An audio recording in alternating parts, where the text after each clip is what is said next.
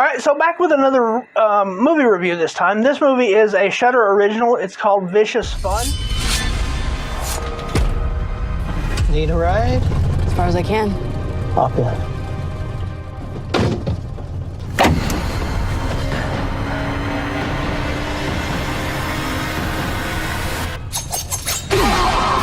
This is what you said to me. A group of serial killers attending a 12-step meeting tried to kill me and my accomplice before disappearing, leaving us with 3 dead bodies? No, 2 dead bodies. It's one word, right? Bullshit.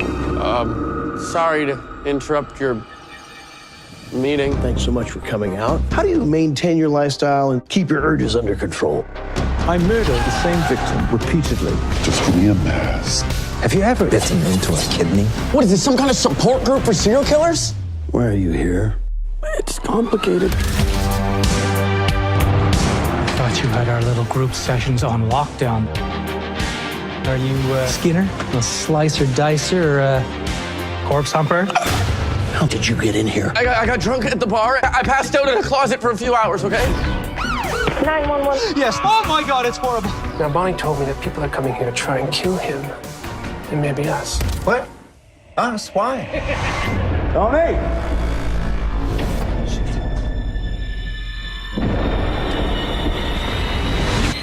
Corner! It got really messy. I like it messy sometimes.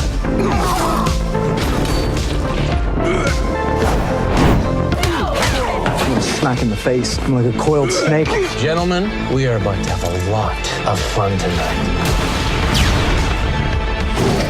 Hey, I didn't even gag.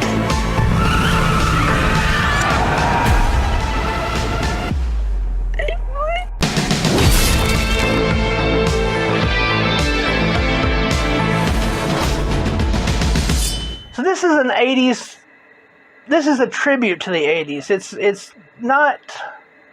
It's nowhere near Stranger Things level accuracy. It's definitely the 80s that you saw in the movies. It's definitely neon lit, and especially in the beginning of it. It gets a little bit darker as it goes along, but the basic story to it is there's this horror writer, works for a magazine, and he's been out to interview this sleazy horror director, comes back home, and his female roommate he's got a huge crush on, and she friend zones him hard. So he decides to follow the guy that she was out on the date with that night and try to figure out what he can do to get him out of the picture and the writer into the picture with the girl. So when he follows him to a bar on the outskirts of town, proceeds to pass out drunk, and literally does pass out. Wakes up a couple of hours later, and he finds himself in the back room of the bar that's now closed for the night. He finds himself in the back room with a group of serial killers who are there for like a 12-step kind of meeting. You very much have tributes. I won't call them rip-offs. I'll say that they are an homage, a tribute to things we've seen before, to horror stereotypes and tropes. There's one guy in a suit and tie who works for a shadow organization. There's one dude who's huge.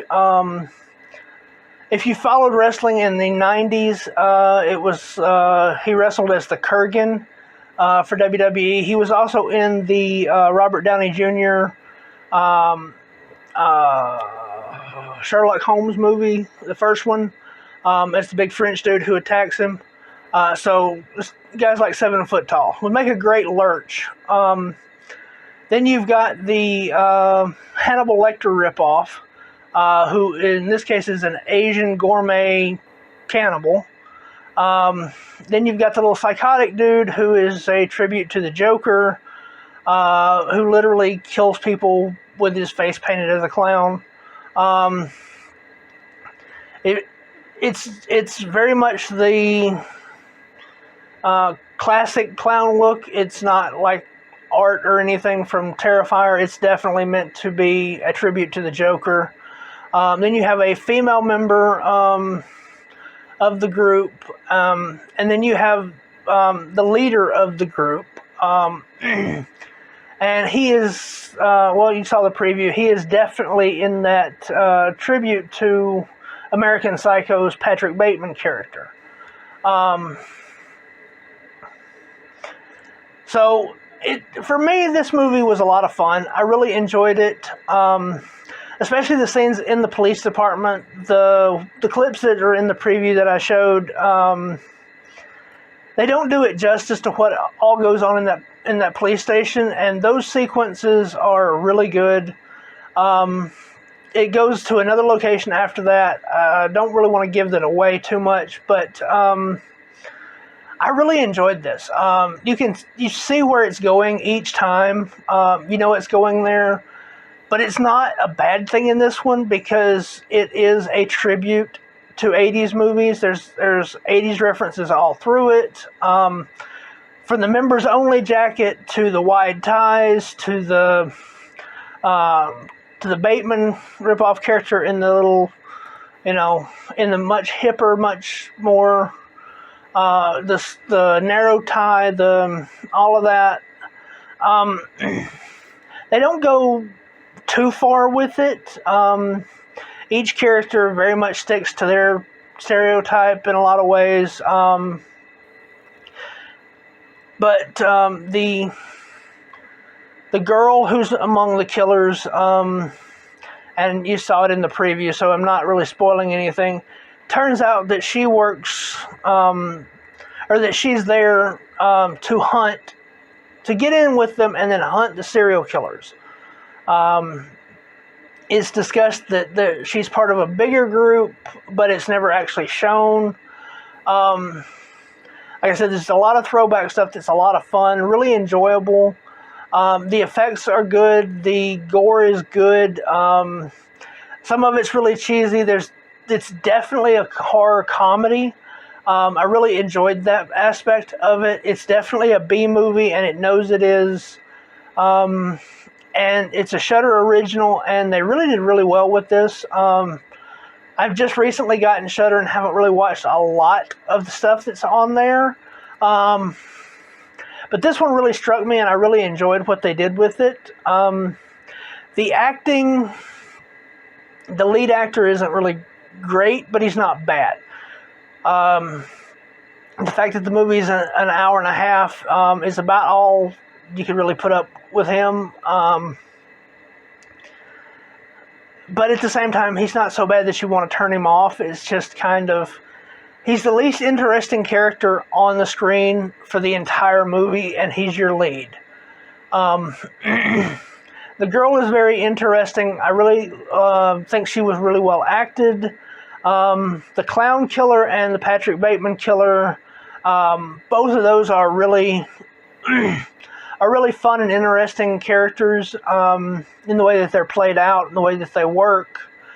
The big dude, well, he's very much that. He's definitely a Jason ripoff. In fact, when they're introducing themselves, or when they're in the group, actually, he talks quite a bit about how much fun it is at a camp setting, how at home he is in the woods. He uses a welding mask with the glass out of it. So there's definitely no trademark infringement or even approachment on that. But you know who he is. You know from what it said who he's supposed to be. He's definitely a Jason type killer. And, dude's a good actor. He's got a great build. Like I said, he'd make a great Lurch. He wouldn't make a bad Jason, actually. Although, again, my favorite Jason is Derek Mears. If you saw my countdown, I said that.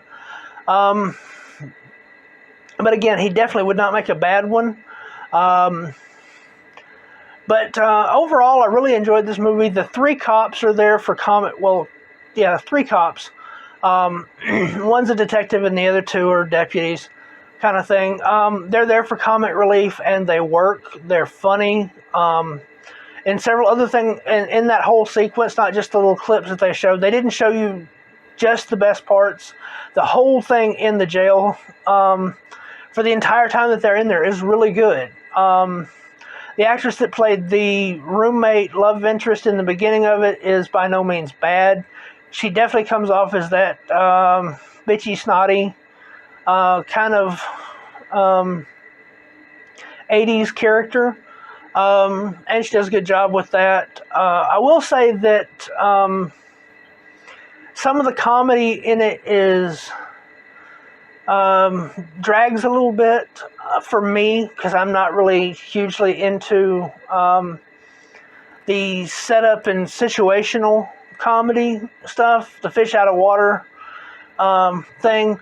When he's in the group, kind of drags, and I was kind of eye rolling, and I personally found it tough to stay interested in it until the other characters came in a little bit more prominently. But other than that, the comedy plays well. It's got a dark, serious tone to it with a very dark humor in it. So it doesn't, there's no super contrast on it. And it's a really good movie, and I really enjoyed it. And I would give this one, on my scale, I would say that this is an A-. And I would definitely say see this one if you have Shudder. I can't say it's worth the price of admission if you don't already have it, but, there you go. So, as always, thank you so much for watching. Check the description down below for advocacy links and my personal links: Teespring, Amazon, Wishlist, Buy Me a Coffee. If you're in a position to help out the channel, I have a Patreon. Patreon tier start at only $5 a month. And as I always say, y'all be good, y'all be safe, and y'all have a good one.